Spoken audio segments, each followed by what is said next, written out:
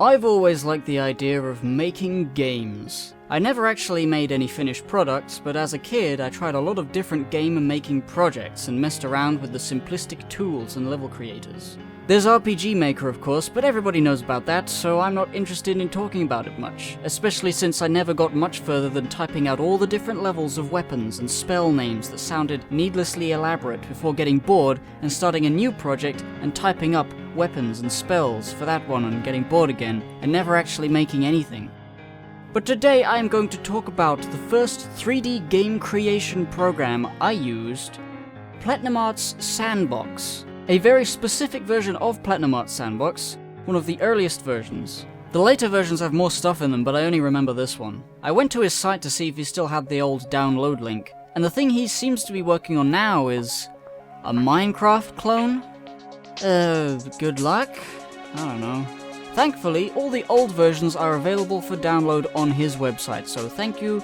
Even if you're making a Minecraft clone, at least you still got your actual thing that you made. That's good. I spent a long time building levels in Sandbox, so all of this music is burned into my brain. I actually spent the first hour or so of this just jumping around, listening and remembering and going, oh man, oh.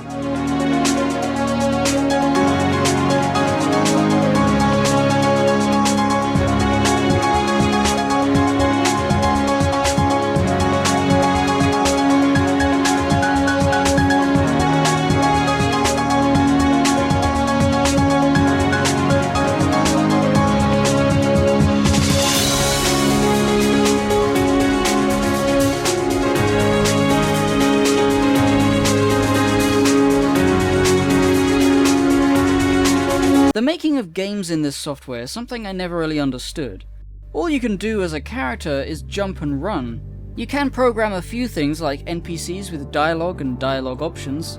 You can program an inventory system, you can probably program a whole bunch of stuff, but within Sandbox itself it isn't very clear and I never really bothered to look it up. Building level geometry on the other hand is easy. A child could do it. And since I was a child, I did do it. Unfortunately, none of my old levels exist, but I don't remember any specific ones that I was proud of, so whatever, c'est la vie. Quesadilla, sadilla. Okay, let's just make a little thing here. The way this works is you press E to go into edit mode, hover the mouse over a bit of geometry, and scroll up to delete cubes, and scroll down to create cubes. You can also click to select a cube, and right-click somewhere else to select a bunch of cubes, and then scroll wheel the whole shebang. You can resize the cube by holding G and scrolling.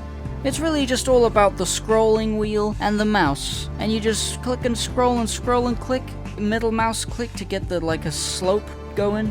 Then if you press F2, you bring up the texture menu, and you just put a texture on whatever you have selected. It's that easy. It's so immediate that if I dedicated a couple hours, I could make something looking pretty dang swanky. Anyway, I love this little program, but ultimately it was pretty lackluster. The novelty of making a 3D game world wore off pretty quick once I realized there was nothing I could do in that world besides jump. I mean, if you look at this demonstration level, where you gotta save the princess by jumping from platform to platform and then getting on a bouncy thing at the end and getting up to the...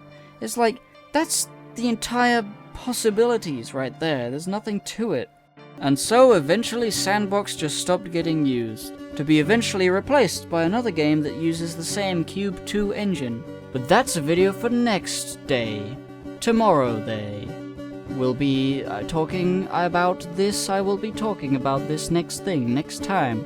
And the day after that I will talk about another thing about video game creation. It's like a trio of shitty fucking videos. So, yeah, get ready. Oh,